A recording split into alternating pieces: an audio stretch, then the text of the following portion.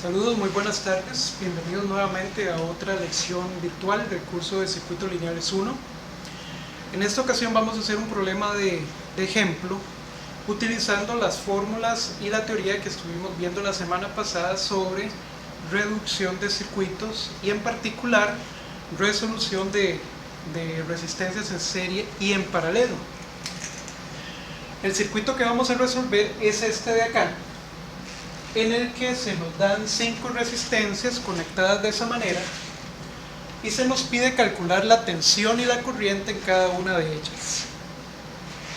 Entonces lo primero que podemos ver en ese circuito es que tenemos una combinación de resistencias en paralelo y de resistencias en serie, que tenemos que ir resolviendo poco a poco para poder reducir ese circuito a un circuito más pequeño. La ventaja de este circuito es que tiene una única fuente de tensión independiente del lado izquierdo, el resto son resistencias, por lo tanto lo podemos efectivamente reducir. Entonces en la primera parte del ejercicio lo que vamos a hacer es encontrar la resistencia equivalente a esta conexión de 5 resistencias en el circuito y a partir de ahí vamos a empezar a calcular las variables para cada una de ellas. Entonces vean que si nos ponemos a revisar este circuito vemos que hay varias conexiones que a nosotros nos interesan. Por ejemplo,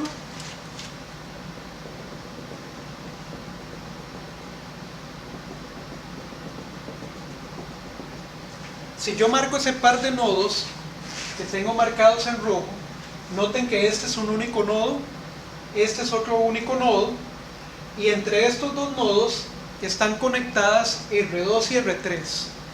Es decir, R2 y R3 están conectadas del mismo par de nodos, por lo tanto, ellas están en paralelo.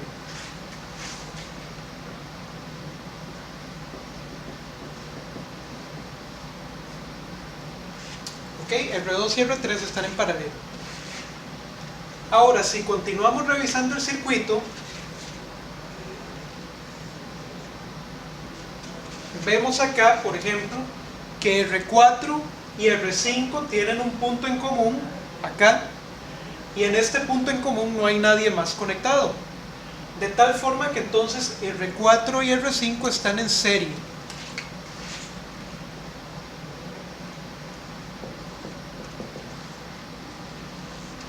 ¿Ok? Entonces, en este circuito, en el primer paso, podríamos resolver esas dos resistencias en paralelo y podríamos resolver estas dos resistencias en serie. A estas resistencias en paralelo le vamos a dar un nombre nuevo al equivalente a esas dos resistencias. Le vamos a llamar RA. RA va a ser el equivalente en paralelo de esas dos resistencias.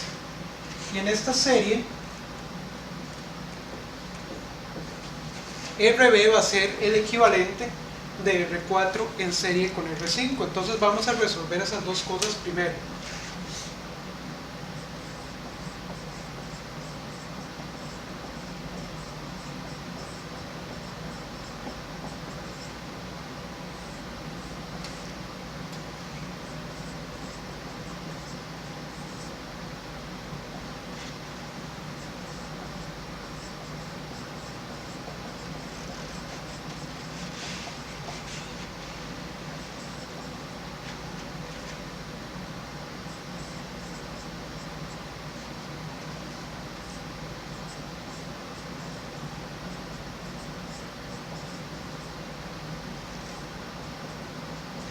Recuerden que para encontrar el equivalente de dos resistencias en paralelo, lo que hacemos es sumar los recíprocos y el resultado también le aplicamos el recíproco.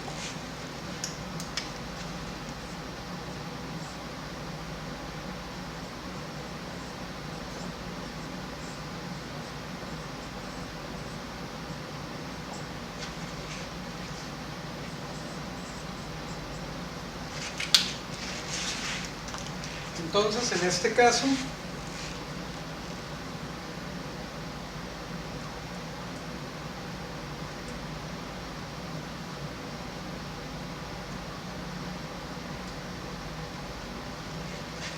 la resistencia equivalente RA me está dando a mí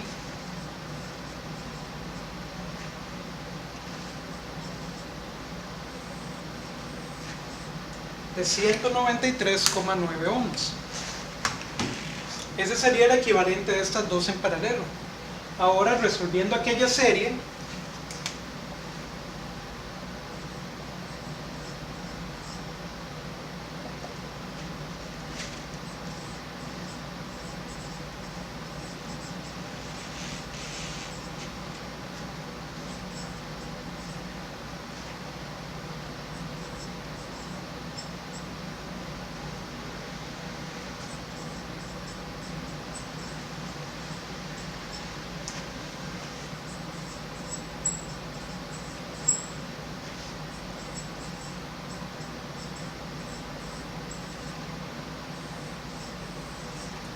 obtengo que RB, la resistencia equivalente de estas dos en serie, me da de 300 ohms.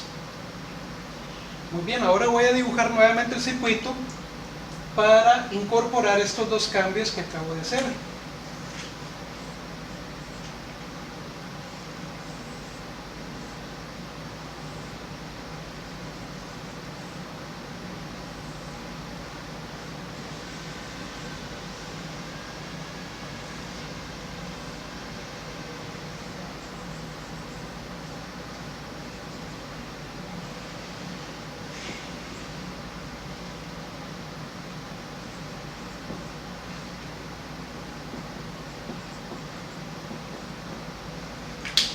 Ok, entonces vean que las dos resistencias en paralelo, R2 y R3, las estamos sustituyendo por una única, por un equivalente, siempre conectadas entre el mismo par de nodos donde estaban las originales.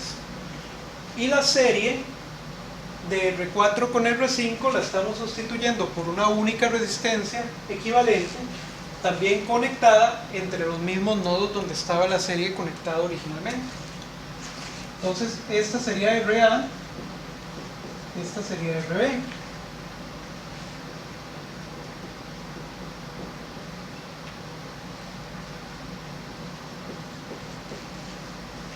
RA de 193,9 y RB de 300 ohms.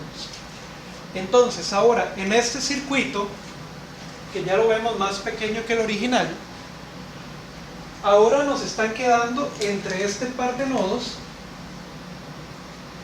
nos está quedando RA y RB conectadas entre ese mismo par de nodos. De tal manera que RA y RB en este circuito nos están quedando también conectadas en paralelo.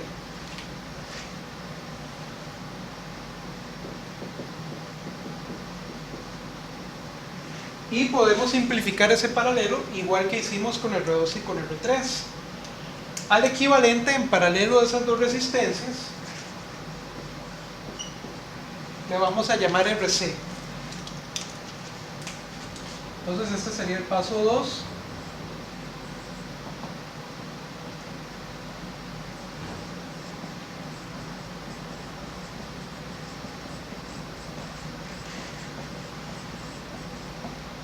Resolvemos RA en paralelo con RB.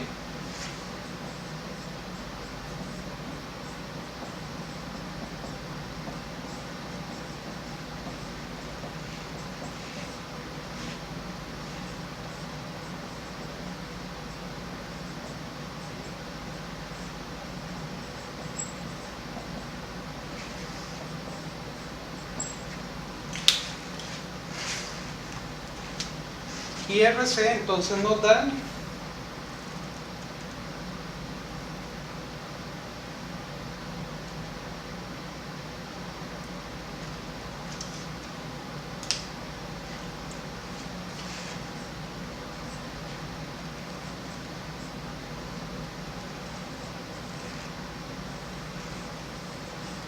RC nos viene dando de 117,8 ohms.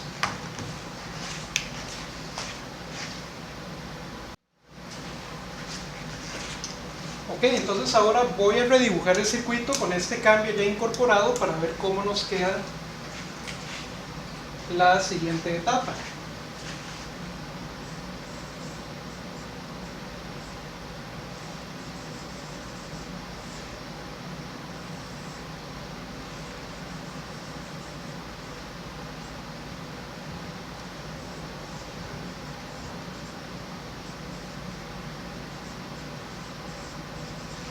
Entonces vean que R1 continúa en el lugar en donde ya está, no la hemos reducido todavía. Y ahora el paralelo de RA con RB, entre este mismo par de nodos los sustituimos por su resistencia equivalente, que dijimos que era RC. Entonces ese es RC y nos queda RC de 117,8 ohms. Entonces ahora en este circuito lo que vemos es que RC, la reducción de RA en paralelo con RB, nos está quedando en serie con R1, ¿verdad? Ellas mismas tienen un único par, un único nodo en común, y en ese nodo en común no hay nadie más conectado, de tal manera que entonces ellas dos están en serie.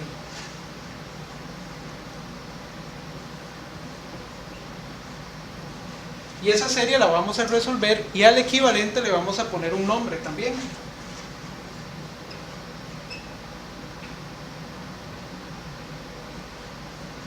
Llamémosla RD. Ok, entonces vamos a hacer el paso 3.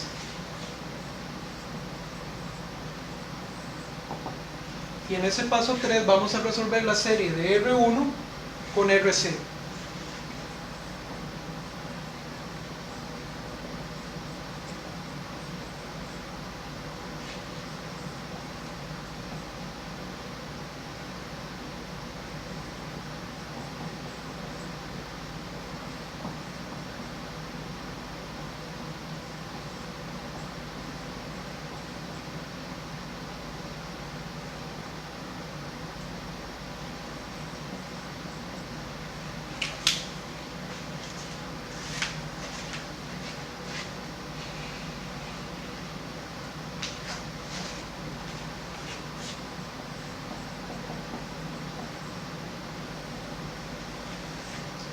Y RD nos está dando que es una resistencia de 267,8 ohms. Voy a dibujar entonces el circuito final.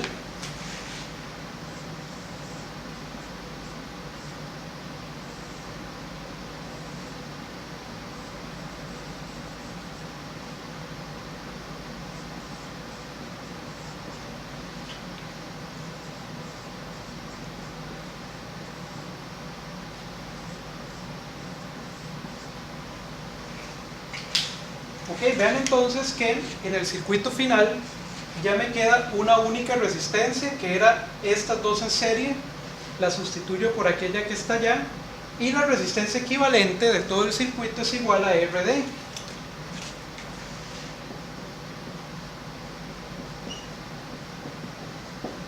RD es la última resistencia que me queda luego de reducir todas las demás, por lo tanto la resistencia equivalente del circuito. Y es la que me aparece acá en el circuito final. Ya ese sería el circuito reducido completamente.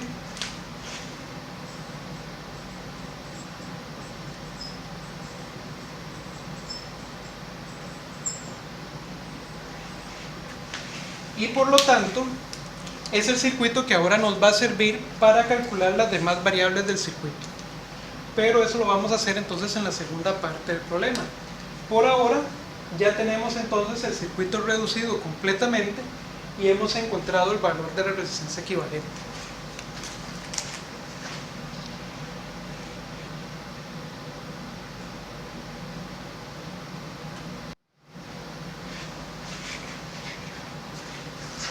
Muy bien, entonces ya tenemos el circuito reducido.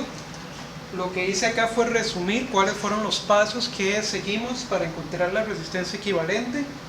Recuerden nuevamente que partimos del circuito original, hicimos R2 en paralelo con R3 para encontrar RA, luego redujimos R4 y R5 como una serie, le llamamos RB. Posteriormente en el paso 1 nos dimos cuenta que RA y RB nos quedaron en paralelo, por lo que entonces los redujimos y formamos RC. RC en el paso 2 nos quedó en serie con R1, por lo que entonces sumamos esas dos resistencias y obtuvimos la resistencia equivalente, que nos dio de 267,8 ohms. Ahora bien, Para empezar a calcular las variables del circuito para cada resistencia, la idea es ahora ir de abajo hacia arriba, del circuito más simple hasta llegar al circuito original, calculando tensiones y corrientes en cada resistencia.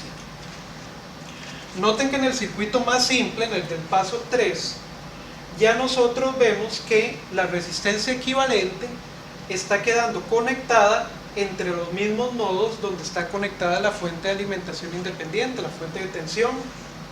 Esa tensión la conocemos, es de 20 volts. Entonces, en este circuito, los 20 volts de la fuente están siendo aplicados directamente a través de estos conductores a la resistencia. No hay nadie más conectado entre ellos. De tal manera que en la resistencia aparece la misma tensión V0 de la fuente, y eso nos permite ahora calcular entonces la corriente que está circulando por esa resistencia.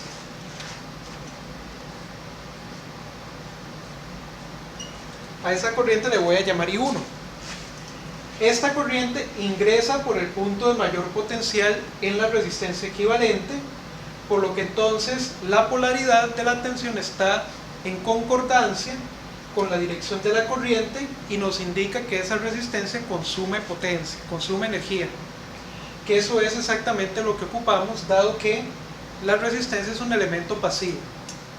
Entonces, en la resistencia ya ahora conocemos la tensión, conocemos la resistencia equivalente, por lo que podemos calcular la corriente por medio de la ley de Ohm.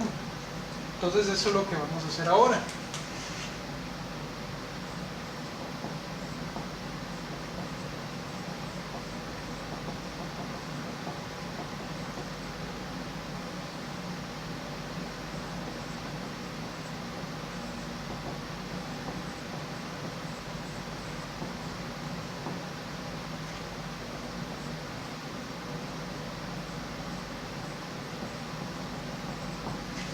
Ok, vean que entonces la corriente I1 va a ser V0, que es la tensión de la fuente, que es la misma que estamos aplicando a la resistencia, dividida entre R equivalente.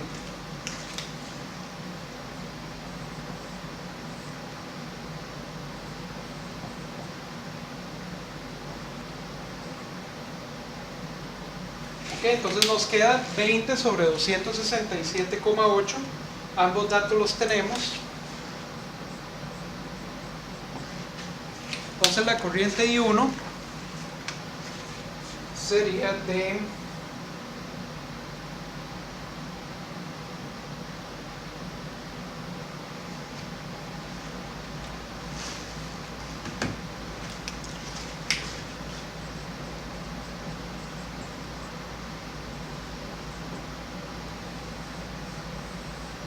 sería una corriente de 74,68 miliamperes.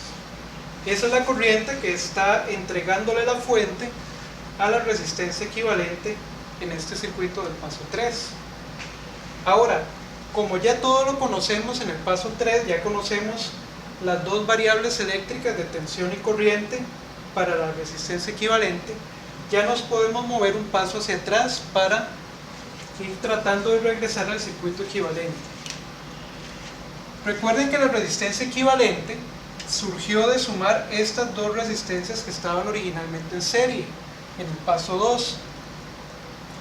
Entonces, como estas dos están en serie y juntas forman R equivalente, estas dos resistencias tienen que tener la misma corriente. Es decir, la corriente I1 continúa circulando a través de ellas dos, porque es la misma corriente que circula por las dos en serie y por lo tanto la misma corriente que circula por el equivalente, y la tensión que antes aparecía en R equivalente ahora se nos divide en dos partes, una parte que aparece en R1 y la otra parte tiene que aparecer en RC.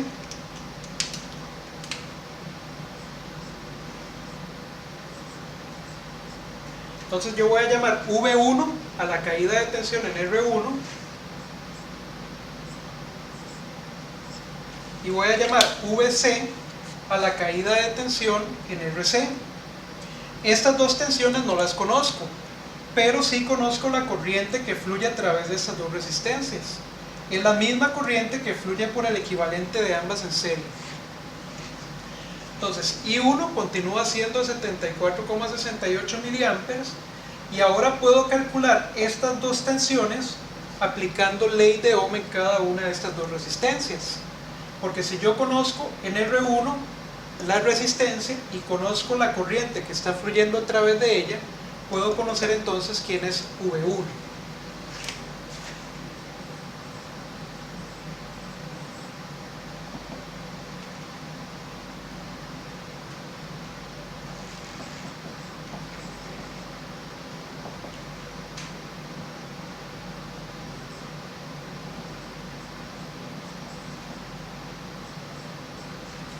Utilizando la ley de Ohm, en la resistencia R1, vemos que la tensión es igual al producto de la corriente por la resistencia.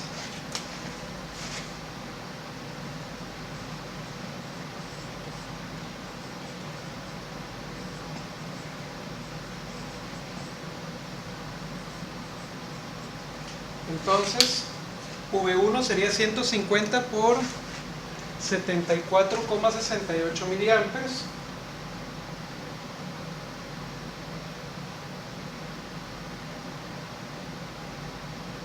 Recuerden que un miliamper se multiplica por 10 a la menos 3, ¿verdad?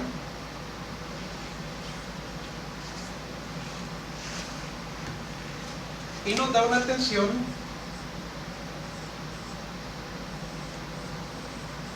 V1 de 11,2 volts. Ok, ahora vamos a hacer lo mismo pero en RC.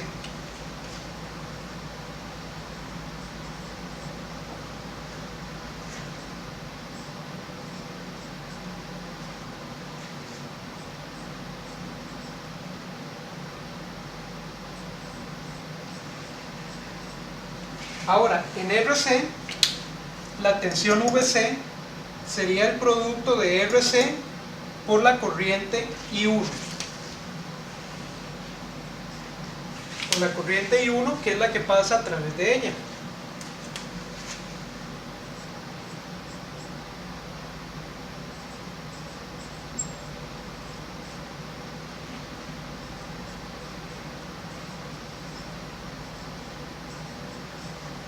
Entonces nos queda que VC tiene que ser igual, vamos a ver a cuánto,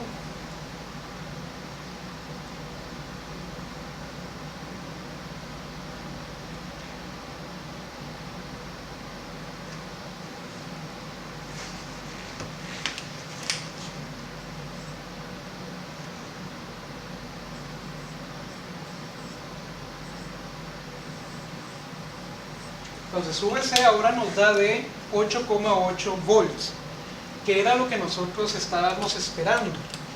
Noten que V1 más VC tiene que ser igual a V0. Entonces si sumamos VC más V1, vemos que juntas forman los 20 volts que le estamos aplicando a toda la serie. Entonces eso nos confirma los resultados. Entonces en el paso 2 ya tenemos todas las variables calculadas para R1 y para RC. R1 ya tenemos su tensión y su corriente, en RC ya tenemos su tensión y también tenemos su corriente. Recuerden que por acá también circula la corriente I1, ¿verdad? Porque están en serie, por ella circula la misma corriente. Ahora, devolviéndonos un paso hacia el circuito original, vemos que en R1 continúa apareciendo la tensión V1 y por ella continúa circulando la corriente I1. La que ha cambiado en el paso 1 con respecto al paso 2 es RC. La RC había aparecido del paralelo de RA con RB, de tal manera que para pasar de RC a las resistencias originales, yo lo que tengo que mantener es la tensión, porque la tensión se mantiene idéntica en dos resistencias que están en paralelo.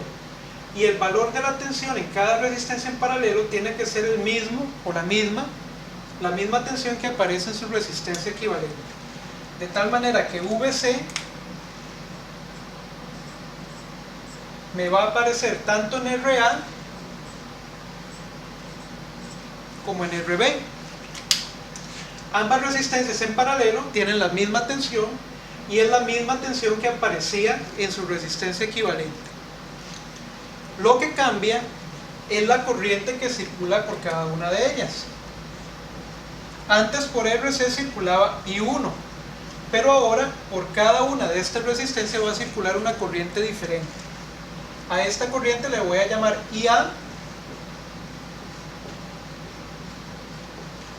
y a esta otra corriente le voy a llamar IB. Lo que pasa es que en cada resistencia yo conozco su valor resistivo y conozco su tensión, por lo tanto por ley de Ohm podemos calcular la corriente, tanto en RA como en RB. Entonces vamos a hacer eso.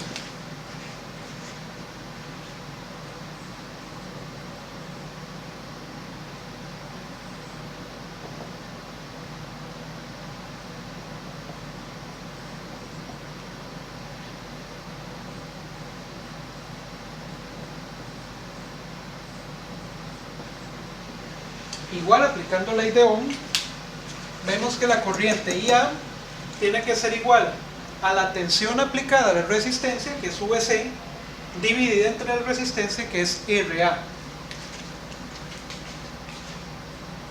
VC la conocemos, es de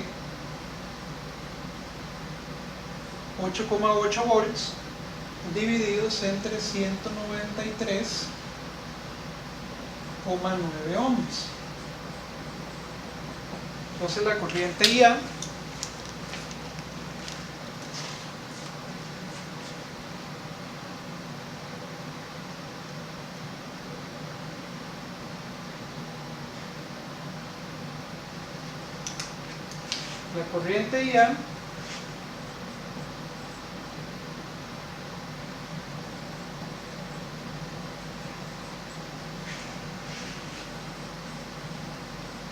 viene siendo 45,38 miliamperes. Y ahora voy a calcular la IB.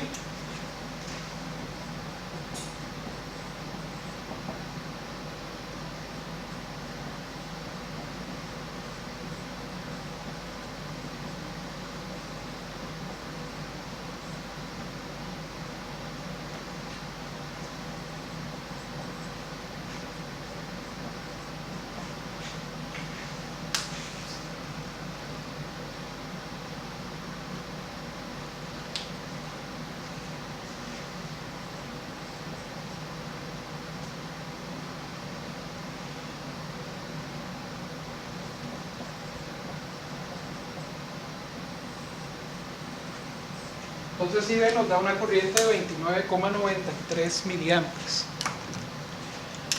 Noten que en estas dos resistencias la suma de IA más IB nos tiene que dar I1, ¿verdad? Entonces ustedes pueden comprobar que IA más IB le tiene que dar 74,68 miliamperes. Ahora bien, ya conocemos tensión y corriente en cada una de estas resistencias del paso 1. También ya los habíamos calculado en R1. Ahora nos podemos mover un paso hacia atrás y volver al circuito original para revisar pues qué es lo que tenemos y qué nos hace falta calcular. En el circuito original vemos que por R1 continúa circulando I1 igual que siempre y nos aparece la tensión V1. Ahora, RA había surgido del paralelo de estas dos resistencias, de R2 con R3, de tal manera que ocurre lo mismo. La tensión que antes había en RA me va a aparecer en R2 y me va a aparecer en R3.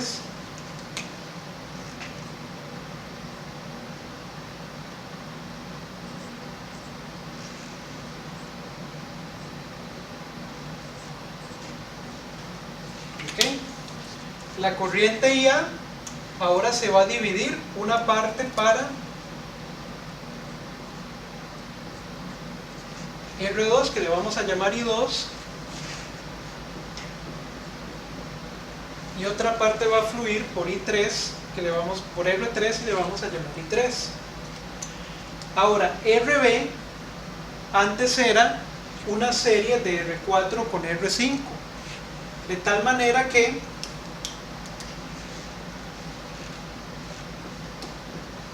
por la serie va a continuar circulando la misma corriente que antes circulaba por RB, porque las dos resistencias en serie conservan la misma corriente. Lo único que cambia es la tensión. Ya la tensión no es VC,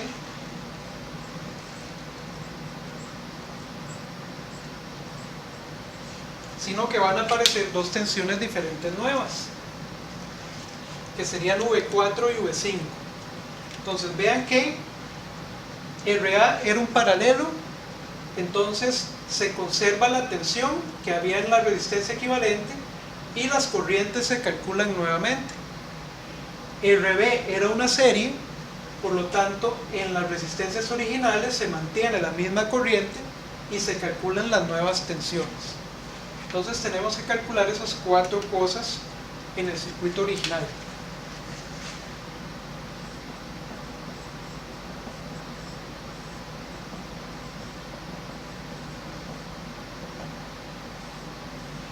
¿Okay? Y cada una de esas variables las calculamos utilizando ley de Ohm. Entonces I2 vendría siendo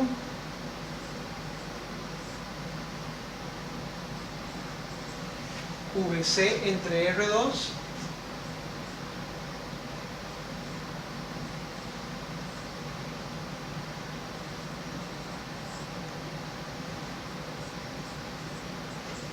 o sea 8,8 entre 330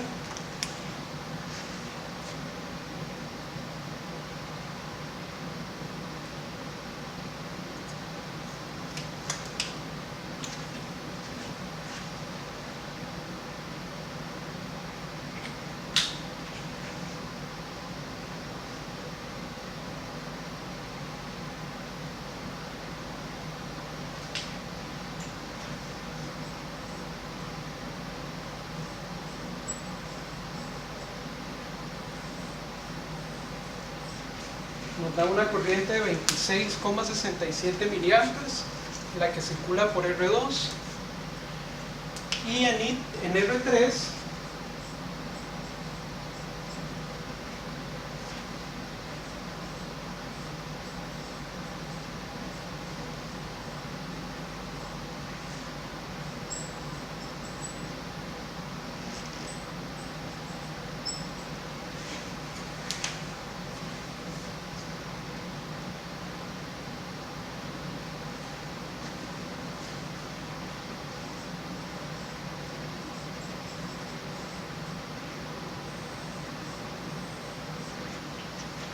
en R3 estaría circulando una corriente de 18,7 miliamperes. La suma de estas dos corrientes, I2 e I3, tiene que ser la misma corriente IA que antes circulaba por el paralelo de ambas. Entonces, I2 más I3 nos tiene que dar IA. Ustedes lo pueden corroborar en la casa con la calculadora. Bien, entonces ya tenemos la corriente I3. Vamos a calcular las variables que nos hacen falta, que son V4 y V5, en R4 y en R5.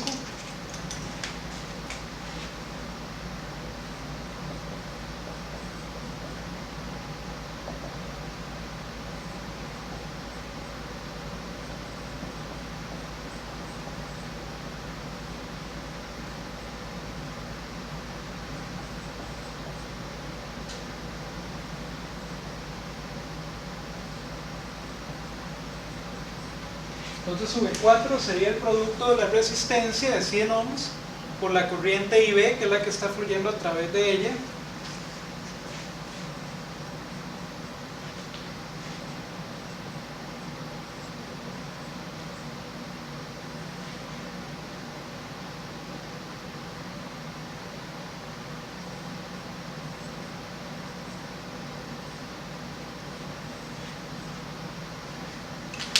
por lo que entonces la tensión sería de 2,99 volts en V4, y finalmente en R5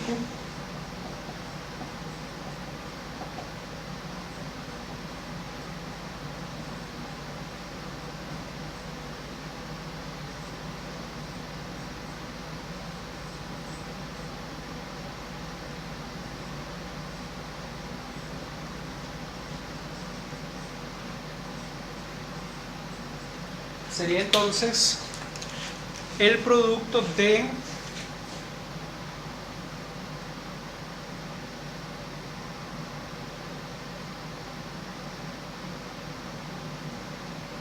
$200 por 29,93 miliamperes,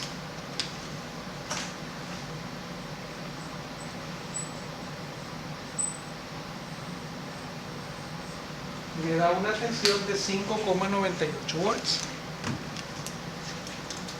Como R4 están en serie con R5, V4 más V5 me tiene que dar el mismo valor de VC, que era la tensión que había en su resistencia equivalente de ellas dos en serie. Entonces ustedes después pueden comprobar que V4 más V5 me dé efectivamente los 8,8 volts de VC. Entonces de esta forma ya completamos el cálculo de todas las variables eléctricas en el circuito original. Ya conocemos tensión y corriente en cada una de las resistencias, y lo que vamos a hacer ahora pues es un cuadro resumen para completar el problema.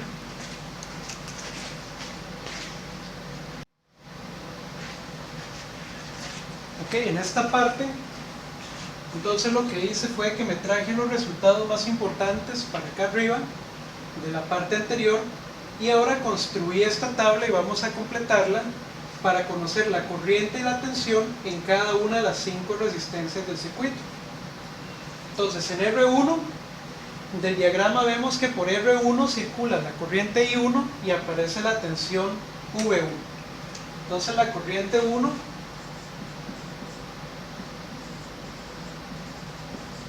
es de 74,68 miliamperes y V1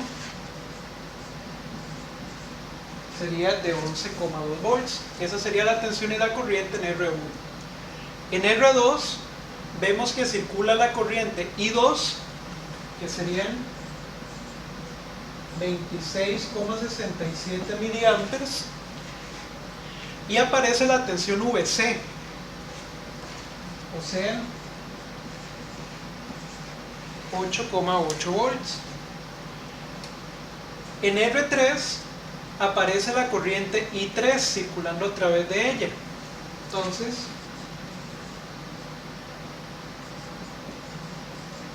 es una corriente de 18,7 miliamperes, y aparece también la tensión VC, que es la misma tensión de 8,8 volts. Ahora en R4, por R4 circula la corriente IB, que es la corriente de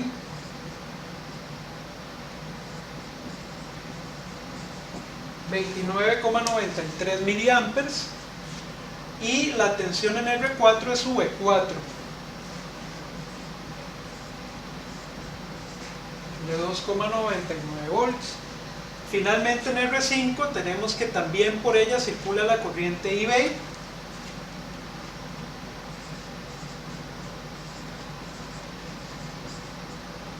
y aparece la tensión V5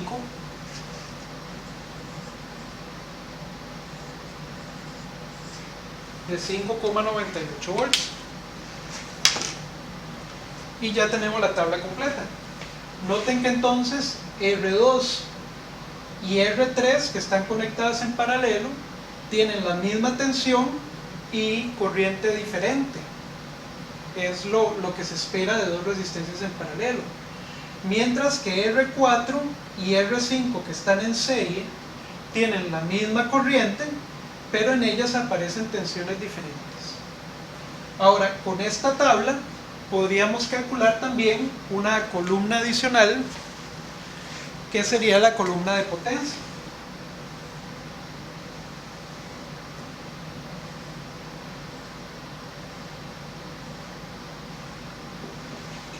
La potencia sería el producto de cada una de estas columnas para cada una de las resistencias.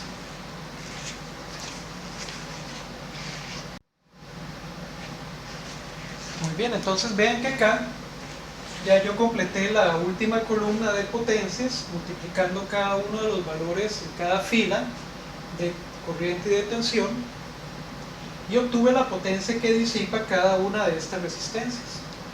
Las resistencias, como son elementos pasivos, todas ellas disipan o consumen energía del circuito. Si vemos en el circuito original, las corrientes en cada una de las resistencias ingresan por los puntos de mayor potencial, de tal manera que entonces todas estas son potencias absorbidas por las resistencias, por lo tanto llevan el signo positivo. La sumatoria de todas estas potencias me da la potencia total consumida en el circuito, que en este caso es de 1,5 watts. Ahora, veamos qué ocurre con la fuente independiente de tensión, que en este caso está entregando potencia al circuito, está entregando la energía al circuito. La corriente sale por el punto de mayor potencial, por lo tanto es una potencia entregada.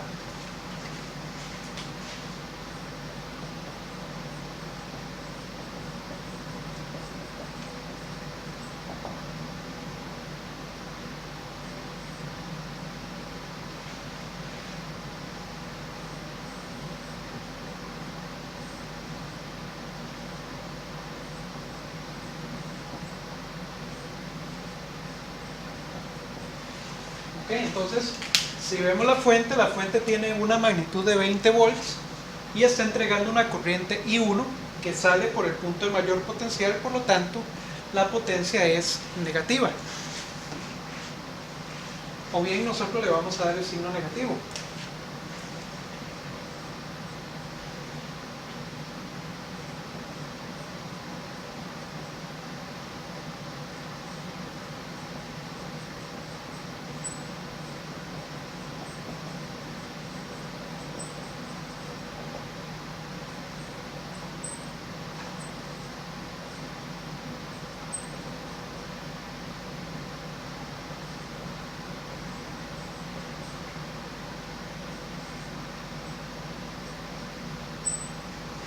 Entonces esa potencia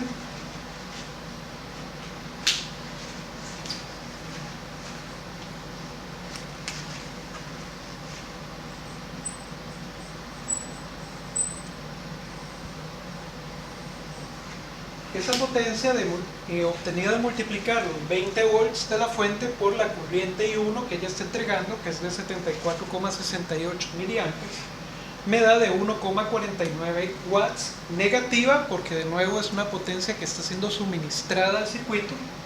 Y vean que la relación en realidad me da muy parecido, lo que quiere decir que toda la potencia entregada por la fuente está siendo absorbida en las resistencias del circuito. ¿Ok? Entonces de esta forma completamos el análisis de este ejemplo y nos veríamos entonces en un siguiente video. Muchas gracias.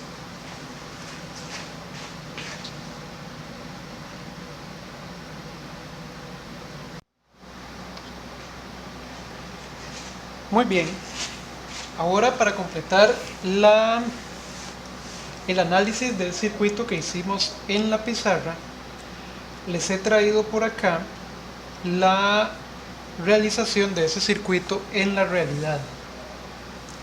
Aquí tenemos la fuente de alimentación independiente, la fuente de tensión independiente, la tenemos acá.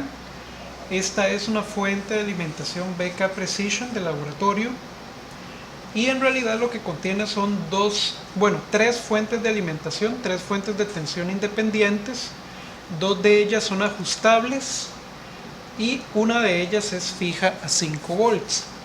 Yo estoy utilizando una de las fuentes ajustables y vean que la he ajustado para que me entregue 20 volts, que es este número que ustedes ven aquí en amarillo.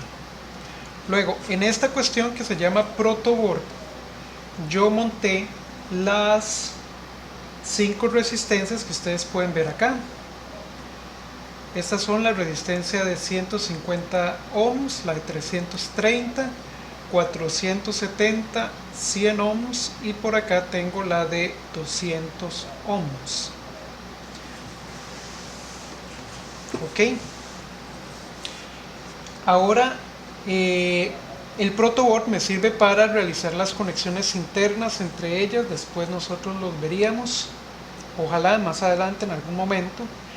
Y aquí lo que tengo es un multímetro digital con el cual voy a comprobar los resultados que obtuvimos de tensión y de corriente en cada una de las resistencias.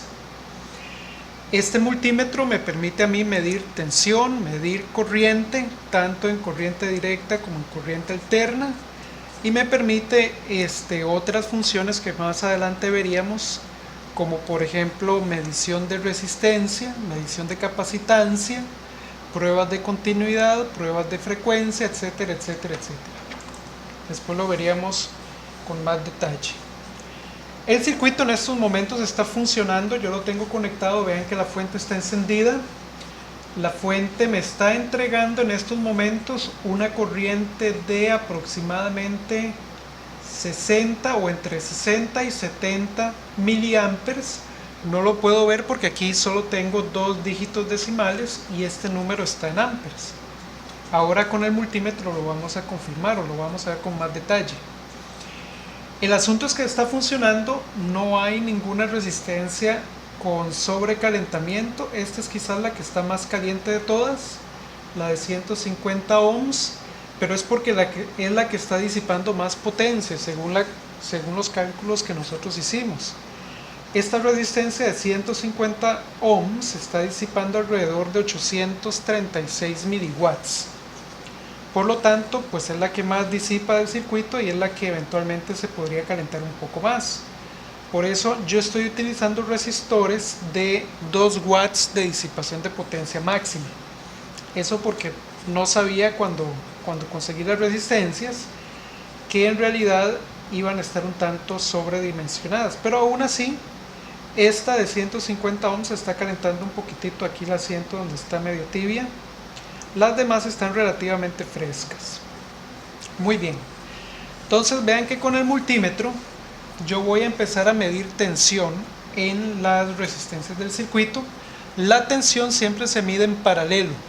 Es decir, yo tengo que conectar el instrumento en paralelo con la resistencia para poder hacer la medición. Uno nunca mide tensión en serie. Es decir, nunca nos conectamos en serie con el circuito para no dañar el instrumento.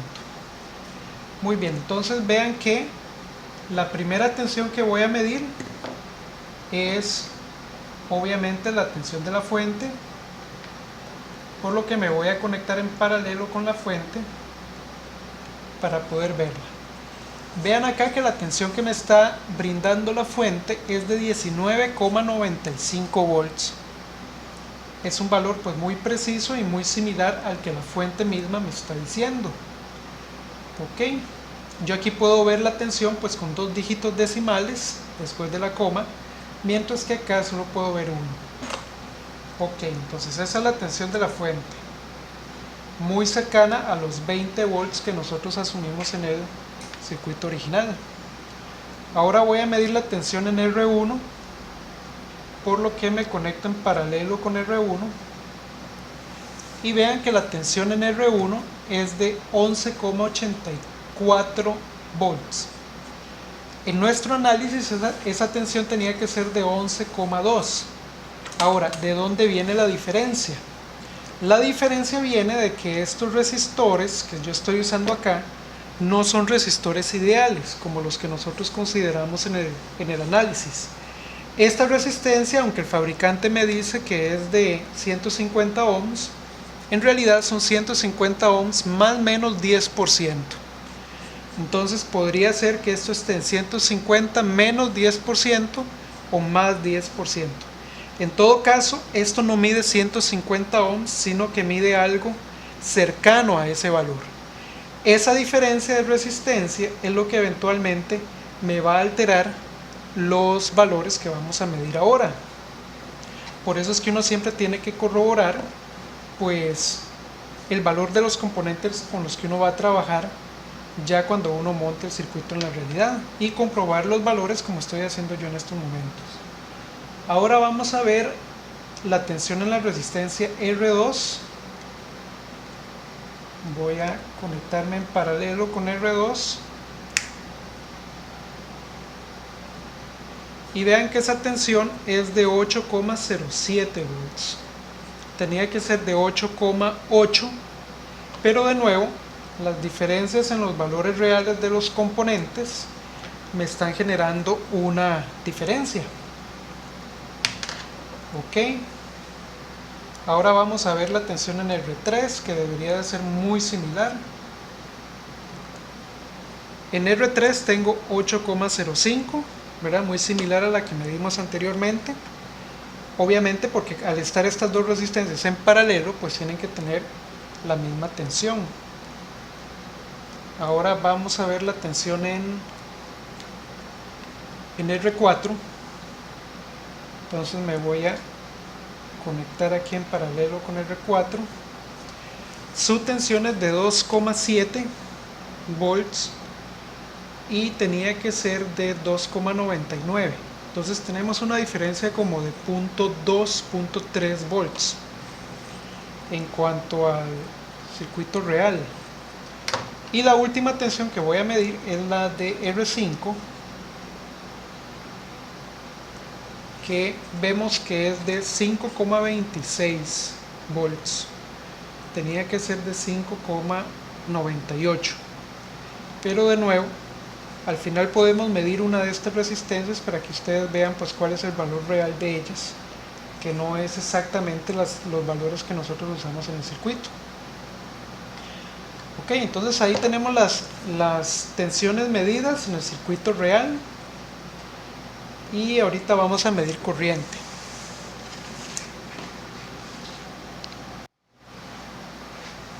Ok, entonces ahora vamos a medir corriente en el circuito. Ya ajusté mi multímetro para poder medir corriente con él. Había que cambiar de posición este borne y había que cambiar el selector acá. Voy a medir con un máximo de 200 miliamperes porque la corriente más alta que vamos a medir es probablemente I1, que es de 74,68 miliamperes. Entonces tengo que usar el máximo de 200 para no ir a dañar el instrumento. La corriente siempre se mide en serie, nunca se mide en paralelo con el elemento. De tal forma que ahora, si yo quiero medir corriente, tengo que interrumpir de alguna manera el ramal y conectar el instrumento en esa interrupción precisamente para que el instrumento cierre el ramal y la corriente fluya por él y la pueda medir. Por ejemplo, acá para medir la corriente que la fuente está entregando, yo voy a interrumpir el circuito aquí. Entonces vean que al interrumpir el circuito aquí ya no hay flujo de corriente de la fuente hacia el circuito, por lo tanto mi corriente cae a cero aquí en la fuente. Y ahora entonces en serie con el instrumento, con la fuente, voy a conectar el amperímetro. Entonces vean que vuelve la corriente acá. Ahora la corriente fluye por el instrumento antes de ingresar al circuito y ya la podemos medir. Esa corriente, en este caso el circuito real, es de 67,5 miliamperes. De nuevo, la diferencia se debe a las diferencias que hay en los componentes. Entonces tenemos un déficit como de poco menos de 10 miliamperes. Ok, entonces voy a quitar el instrumento y voy a conectar nuevamente el circuito como estaba antes. Muy bien, esa es la corriente que está fluyendo por R1 también. Es esa corriente que acabamos de medir porque el instrumento estaba en serie con ella. Ahora voy a medir la corriente que hay o que está pasando por la resistencia R2, de tal forma que entonces tengo que zafarla momentáneamente y conectarla en otro punto, de tal forma que haya una interrupción en el nodo y que yo pueda conectar el instrumento en serie con ella para poder medir la corriente. Ahí está. Esa es la corriente que está fluyendo por R2. Es una corriente de 23 miliamperes en el circuito real. En el circuito ideal nos había dado 26,67 miliamperes, o sea, nos están haciendo falta más o menos 3,7 miliamperes. Pero de nuevo, es una diferencia que tenemos que aceptar porque los componentes pues no son reales. Ok, voy a desconectar ahora el instrumento y voy a devolver R2 a su posición original.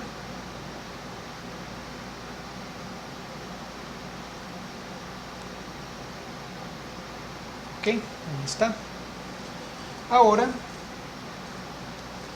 voy a medir la corriente en R3. Entonces voy a sacar R3, que está más suavecita, y voy a conectar el instrumento.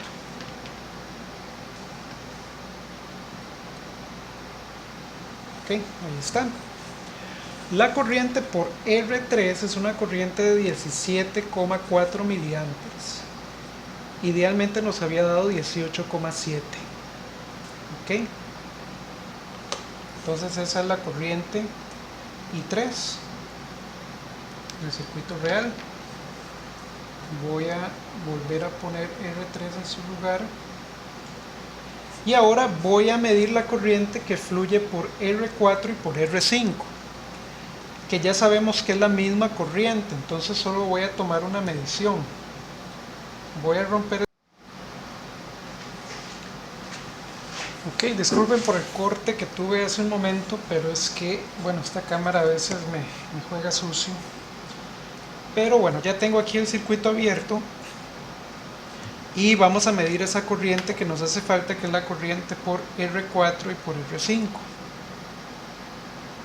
Entonces, conectando el instrumento, vean que esa corriente nos da en la vida real 26,8 miliamperes, cuando en el circuito ideal nos había dado 29,96 miliamperes. Ok, entonces ese es el valor real que tenemos. Voy a desconectar nuevamente y voy a conectar el circuito como estaba antes. Entonces ya tenemos los valores de corriente y tensión en cada una de las resistencias en sus valores reales. Voy a apagar un momentito la fuente de alimentación y ahora lo que vamos a hacer es medir unas cuantas resistencias para que ustedes vean cuáles son los valores reales que ellas tienen y en cuánto se diferencian de los valores originales. Por ejemplo, la de 150 ohms en realidad nos mide 201 ohms, como ustedes pueden ver ahí. Es una diferencia bastante grande, ¿verdad? Ella es de 150, pero nos está midiendo en la realidad 204 ohms. Luego la de 330 es en realidad una resistencia de 348 ohms, como ustedes pueden ver ahí. Entonces tenemos un déficit de más o menos 17 ohms adicionales. Luego la de 470 en realidad mide 455. Entonces en realidad está 15 ohms por debajo de su valor real, de su valor ideal, perdón. La de 100 ohms es una resistencia de 99 ohms, en este caso sí está muy cerca del valor ideal. Y finalmente la de 200 mide en realidad 196, también muy cercana al valor ideal. Entonces vean que la resistencia donde tenemos más diferencias en la de 150, que es una resistencia con tolerancia del 10%. Estas de acá cafecitas son resistencias con tolerancia de 5%, esas son más exactas, más precisas. Estas son menos precisas porque son resistencias de tolerancia de 10%. Pero eso lo veríamos después en algún momento. Entonces espero que con esto ustedes se hagan una idea un poco mejor de que, bueno, en realidad los cálculos y los procesos que nosotros vemos analíticamente en clase se cumplen en un circuito real, con ciertas diferencias, pero se cumplen en su mayoría. Y para que ustedes se hagan una idea, pues cómo se ve todo esto en un circuito real. Muy bien, entonces aquí sí terminamos la clase de hoy, nos veríamos la próxima vez. Muchas gracias.